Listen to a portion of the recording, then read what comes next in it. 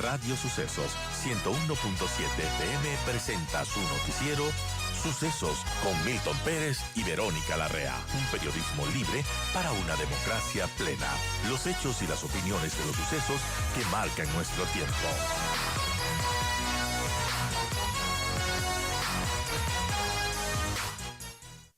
Doy la bienvenida a Otto Sondenholzner, ex vicepresidente de la República. Otto, gracias por acompañarnos. Buenos días. Hola Milton, hola Verónica, a los tiempos, a sus órdenes. Muchas gracias. Ayer en la tarde ocurrió lo que más o menos se esperaba que ocurra, en medio de algunas divisiones y después de que Leonidas Issa diera algunas luces, se concretó el apoyo a la candidatura de Luisa González para la segunda vuelta. Es el escenario que se esperaba, como digo, más o menos, pero ¿en cuánto puede aportarle Leonidas Issa a la campaña correísta? Poco, creo que evidentemente no hay que subestimar a nada ni a nadie, pero creo que el verdadero apoyo de las organizaciones indígenas de sus bases lo va a recibir quien se acerque a ellos a dialogar, quien esté realmente preocupado de sus problemas y consensuando soluciones. Y ese es un trabajo que tienen que hacer los candidatos si desean esos votos. Yo creo que para el Pachacutic el resultado ha sido muy malo electoralmente hablando. Creo que quizás su mayor hito, si mal no recuerdo, Milton, y tú que haces comunicación más tiempo que yo. 2021. Sí, pero digo, debe de ser ese su mejor resultado histórico, Claro, claro. de forma individual, ¿no? Porque han participado en coaliciones donde han llegado al poder antes, pero en forma individual, en el 2021 sacan alrededor de 18%, meten alrededor de 30 legisladores. Para Pachacuti que es un retroceso. De hecho, en el 2023, a Yacu Pérez, con una votación similar a la de Leonidas Issa, casi que lo jubilan del Pachacuti, ¿no? Entonces, finalmente es un tema de narrativas. Issa maneja bien las narrativas, ha vendido como un gran logro ese 5%. Evidentemente, en una elección tan ajustada como esto, todo suma, pero en mi experiencia te puedo decir que ahí no hay transferencia de votos y que quien quiera llegar a esos votos tendrá que ir a buscarlos directamente en las comunidades, en mi opinión personal. Ahora, los candidatos están buscando los votos de manera correcta. Todavía no empieza la campaña, pero Luisa González está dando la vuelta al país, están aprovechando mucho el tema de las inundaciones para ir a visitar a la gente.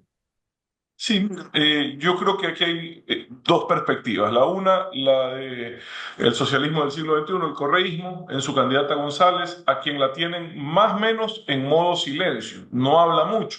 Además han apagado a sus voceros más tradicionales porque normalmente generan polémicas innecesarias que afectan a su campaña o traen recuerdos también no tan gratos. Entonces los tienen apagados, sobre todo a los de la vieja guardia del correísmo.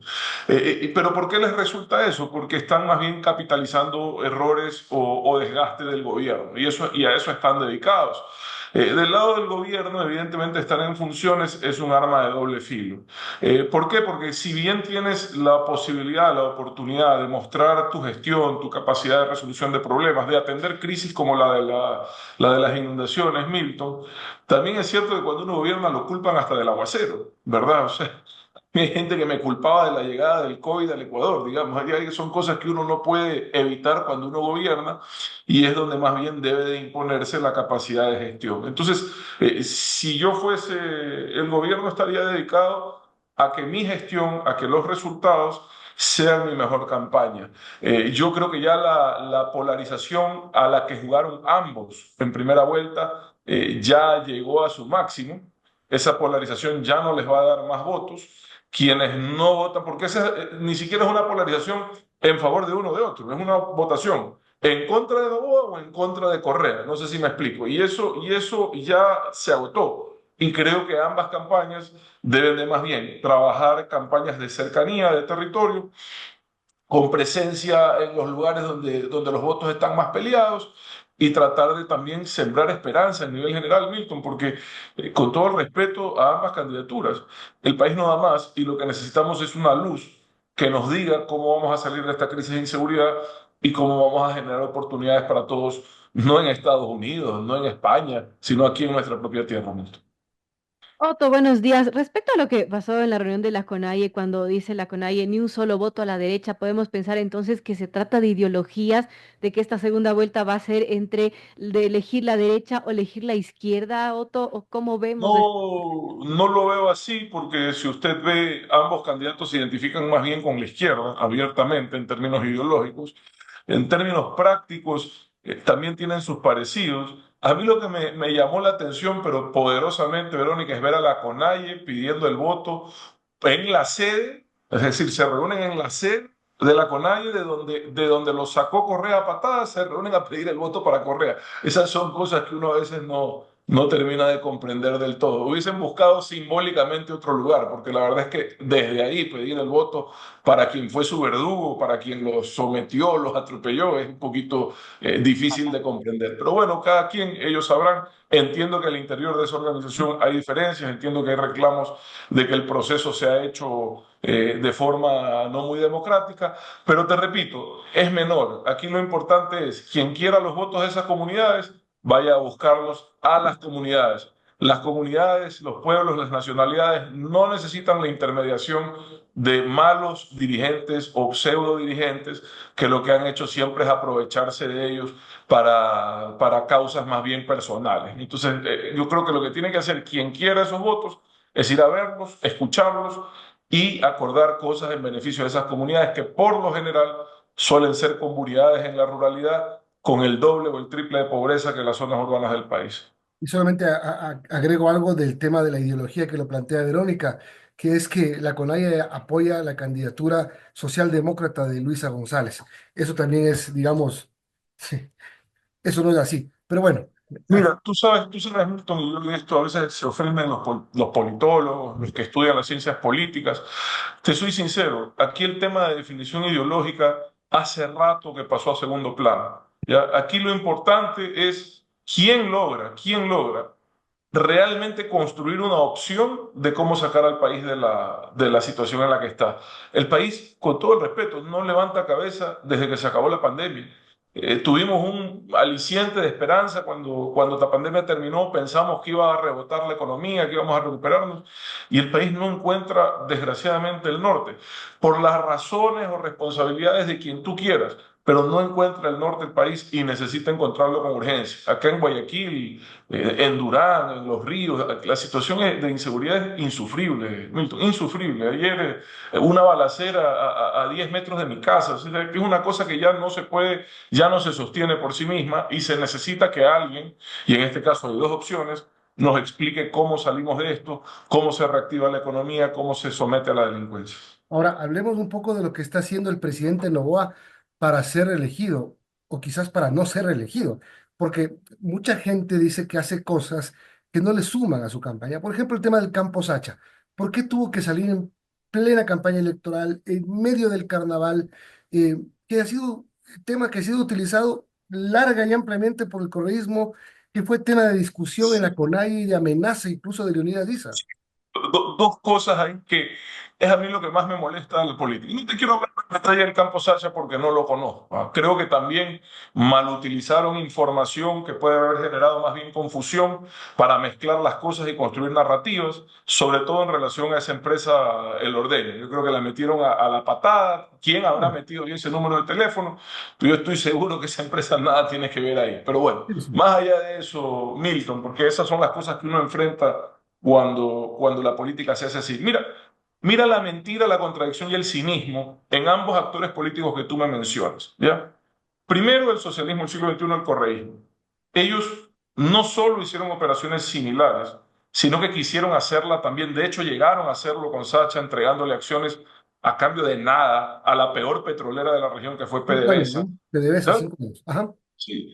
Y luego cuando alguien quiere, no te estoy diciendo que esté bien o mal, pero cuando alguien más quiere hacer algo similar, lo cuestionan y son reiterativos en ese comportamiento.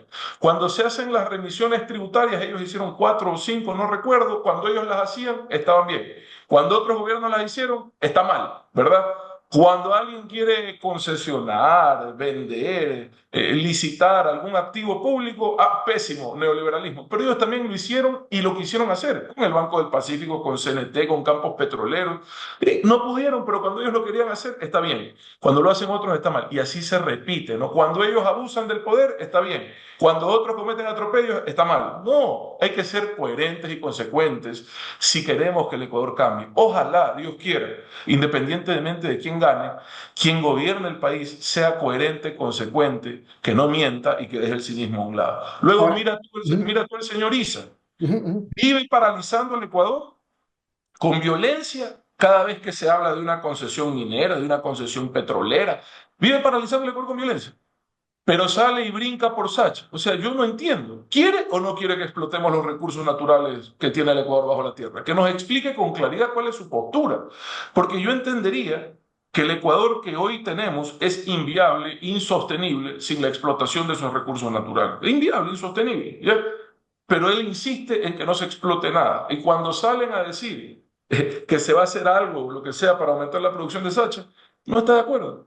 No, pero sí quiere que se siga explotando en manos del Estado, eso sí. A mí me es indiferente, Milton, quién administra los campos petroleros, siempre y cuando el beneficio final sea el mayor posible para los ecuatorianos.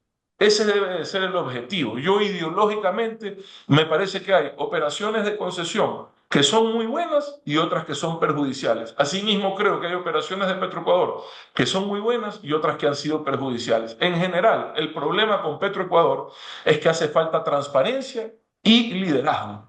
En Petroecuador, desgraciadamente, ha sido muy difícil encontrar personas que lideren esa empresa pública, pero sobre todo yo te diría por la falta de transparencia que es intencional, forzada, para que nada cambie. Petroecuador lo que necesita, en mi opinión, es abrirse al mercado de capitales, sacar a la venta un porcentaje menor de acciones, pero ¿con qué fin? No para coger plata ni para privatizarlo, sino para establecer en esa empresa, que es la más importante del país, parámetros de control y administración serios que realmente rindan cuentas a terceros, porque ahí hacen lo que les da la gana, desgraciadamente. ¿Cuánto chance real tú crees que tiene el presidente Noboa de ganar las elecciones, tomando en cuenta lo que está pasando en este momento en el país y también tomando en cuenta que antes de la primera vuelta el país venía superando los apagones, apagones de 14 horas, que seguro, que sin duda son temas desgastantes para el ejercicio del poder, pero pese a todo, el presidente ganó la primera vuelta.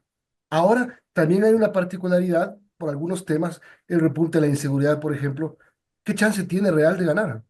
Mira, Milton, yo creo que para analizar el último año y medio de las elecciones del 2023, uno tiene que aprender a desprenderse de todos sus conocimientos de análisis político. No sé si me explico. Sí, claro. Porque si tú me decías a mí que Noboa tenía alguna oportunidad de ganar en el 2023, yo te decía ninguna, ¿ya? Inclusive una semana antes de las elecciones, ¿verdad? Viendo cifras, viendo las campañas, etcétera. Pero él ganó, y ganó con fuerza, ¿ya? Y quienes supuestamente íbamos mejor, terminamos cuartos, quintos y sextos. ¿Me explico? Ujú.